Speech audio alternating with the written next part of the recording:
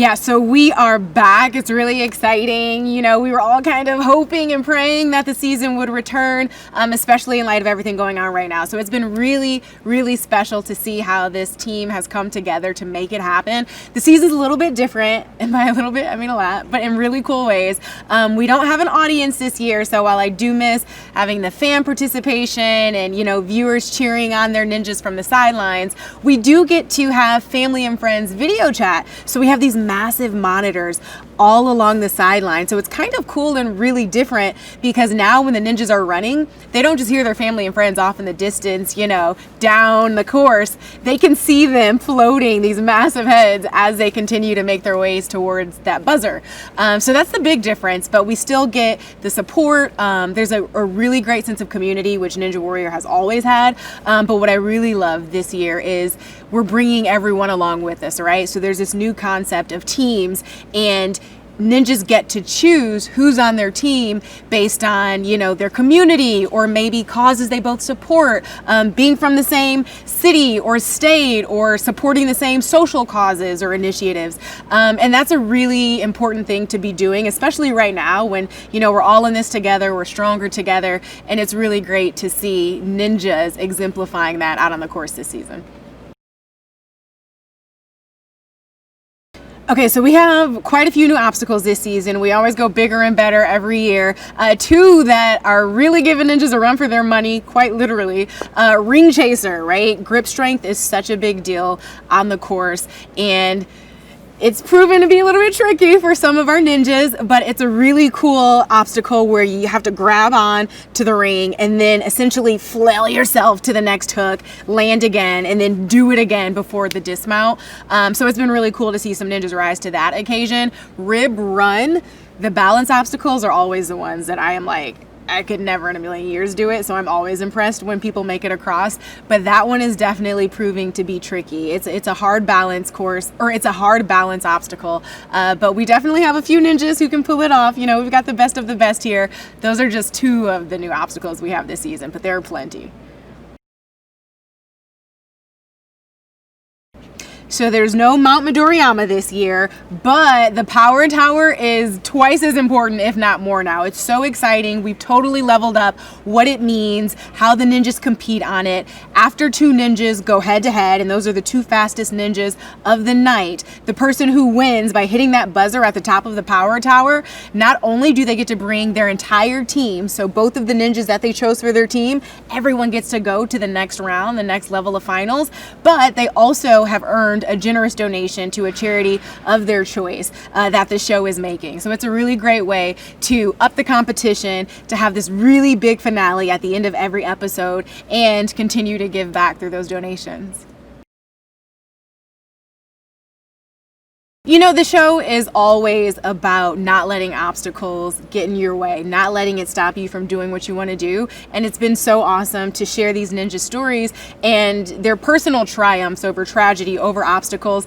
And look, in this new and slightly challenging time that we all find ourselves in, sometimes it's tough. But the fact that this team has been able to come together and find a way to overcome this obstacle, you know, of how do we make a show in the age of coronavirus?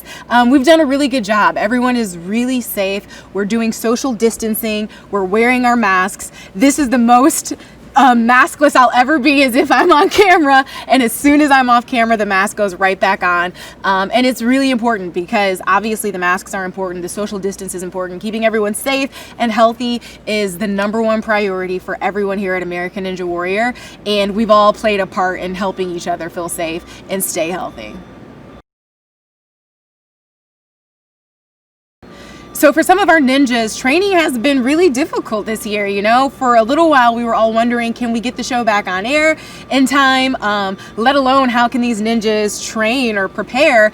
So they've been making it work. You know, they're crafty. They've got ninja gyms, but they've also got ninja obstacles in their backyards.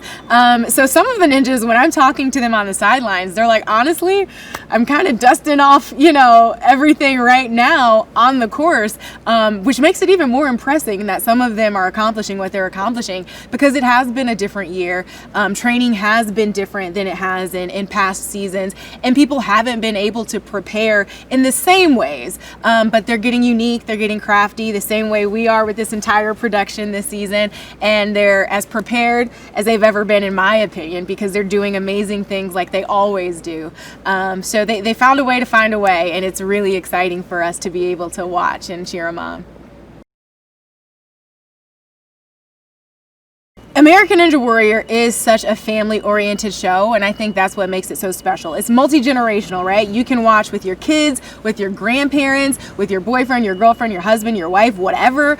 And I think that in this day and age, that's especially rare, but this is one of the few shows that, you know, you can grow up as a kid watching it, and it's been on long enough. It's been such a ratings hit for so long that these kids who were too young to compete are now old enough to compete. We're seeing 19-year-olds on the course, and we're seeing their parents, their family, and their friends cheering them on because they remember 5 or 6 or 7 years ago when that little kid was on the couch being like, I want to be a ninja one day.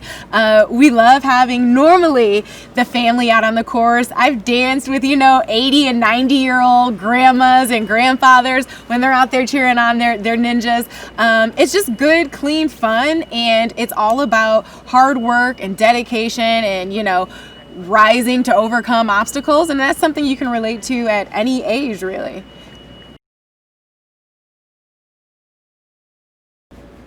So America has definitely had a drought when it comes to sports. You know, everyone's missing their games, their competition, their favorite athletes, and I'm so excited because American Ninja Warrior is 100% going to fill that gap. I'll tell you that right now. The athleticism on this course is next level. These ninjas are giving their all. Their blood, sweat, and tears are going into everything to try to hit those buzzers. So when we come back, you can rest easy, people, okay? Get excited. Ninja's back. So is the sports that you love, and I can't wait for everybody to watch. It's going to be a really good time. A lot of good competition. What continues to be inspiring about American Ninja Warrior, what makes it so rewarding to watch year after year, is the fact that you start to see familiar faces and you get invested in their stories. Some of our ninjas have gone through so much in their personal lives, whether they've lost loved ones or beat a terrible illness that their doctors told them they couldn't beat. By the time they get to the start line, they're already warriors. They're already winners because they are hustling and fighting and, you know, doing the obstacle course of life. As cliche as that sounds, it's so true. And so you're rooting for them by the time they even get to the start line. Who cares whether or not they hit a buzzer? But then to see them push through the course on top of everything they're going through in their real life and hit that buzzer is just another level of excitement and investment, and just a testament to really the power of the human spirit and what we're able to do when we put our minds to it. And so for me, it's been a personal inspiration. You know, sometimes you go home, you want to complain or whine or feel like you're down on your luck, and then you hear about these stories and these people who refuse to wallow in self-pity, who refuse to succumb to the downs and the ebbs and flows of life. They're choosing to show up every day anyway and fight their hardest and give what they can. And I don't think there'll ever be a time when that's not inspirational. So they inspire me. I know they inspire our viewers too.